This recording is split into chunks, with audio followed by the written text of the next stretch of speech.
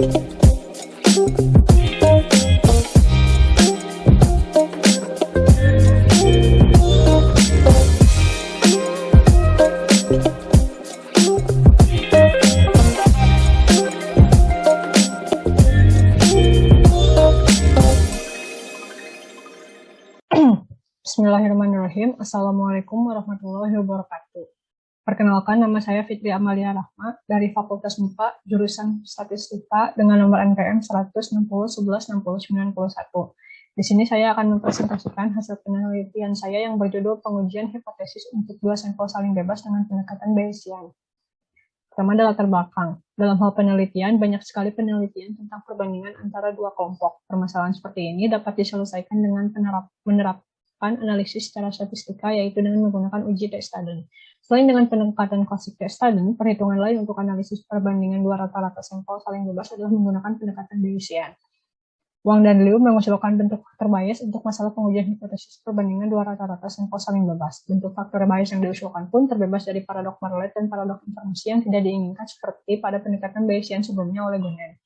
Tujuan penelitian ini adalah untuk mengetahui pengujian hipotesis dua sampel dengan pendekatan Bayesian pada data real indeks pembangunan manusia berdasarkan Provinsi Jawa Barat dengan Provinsi Jawa Tengah pada tahun 2020. Tinjauan pustaka.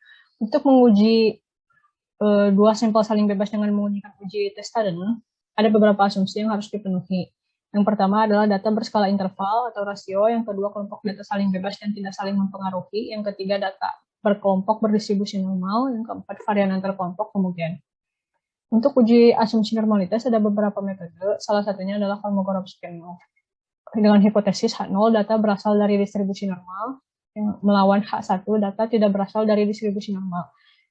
Kemudian statistik ujinya uji D dengan kriteria uji, hipotesis H0 diterima jika nilai statistik uji D lebih kecil dari T tabel. Kemudian penarikan kesimpulan. Untuk uji asumsi homogen pun ada beberapa metode, salah satunya adalah uji Bartlett dengan hipotesis H0, varian 1 sama dengan varian 2, melawan H1, varian 1 tidak sama dengan varian 2, dengan statistik uji C kuadrat, dengan kriteria uji tolak H0 jika C kuadrat lebih besar dari C kuadrat itu. Kemudian penarikan kesimpulan. Barulah memasuki uji T-Student saling bebas. Yang pertama, hipotesisnya adalah H0, mu1 sama dengan mu2, melawan H1, mu1 tidak sama dengan mu2, melawan statistik uji T, dengan statistik uji T, kemudian kriteria ujinya tolak H0 jika T hitung lebih besar dari T tabel, kemudian penarikan kesimpulan. Inferensi bias. Rumus umum dari teorema Bayes adalah peluang terjadinya kejadian A dengan syarat kejadian B itu sama dengan peluang terjadinya kejadian B dengan syarat kejadian A dikalikan peluang terjadinya kejadian A dibagi dengan peluang terjadinya kejadian B. Dalam pengujian hipotesis Bayesian, pengujian dimulai dengan menempatkan peluang prior yaitu V0 dan V1 pada hipotesis H0 dan H1.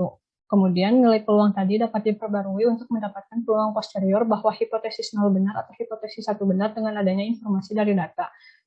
Setelah ditulis ulang dengan rumus PHJ syarat data, didapatkan bahwa peluang posterior sama dengan peluang data syarat H0 dibagi dengan peluang data syarat H1, yang mana itu didefinisikan sebagai faktor bias, kemudian dikalikan dengan peluang H0 dibagi dengan peluang H1, di mana itu merupakan prior odds.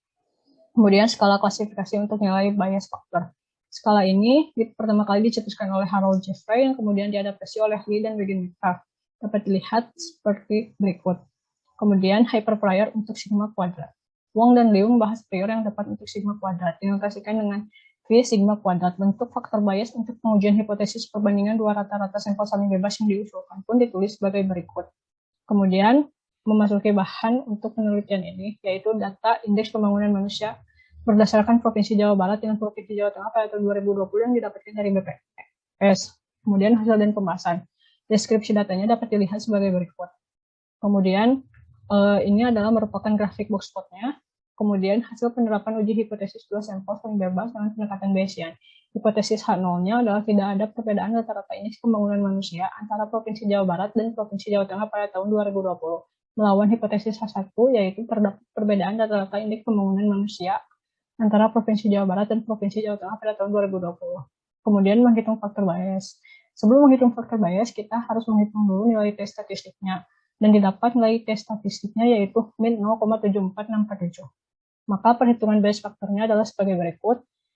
Dan didapat nilai sebesar 0,081581. Kesimpulannya adalah berdasarkan penelitian yang telah dilakukan, yaitu pengujian hipotesis dua sampel saling bebas dengan pendekatan Bayesian pada data indeks pembangunan manusia berdasarkan Provinsi Jawa Barat dan Provinsi Jawa Tengah pada tahun 2020 adalah tidak ada perbedaan rata-rata indeks pembangunan manusia antara Provinsi Jawa Barat dengan Provinsi Jawa Tengah pada tahun 2020. Dan besarnya kekuatan bukti data untuk mendukung hipotesis nol berdasarkan klasifikasi nilai untuk faktor bias adalah kuat. Sekian presentasi dari saya. Apabila ada kesalahan, mohon maaf. Wassalamualaikum warahmatullahi wabarakatuh.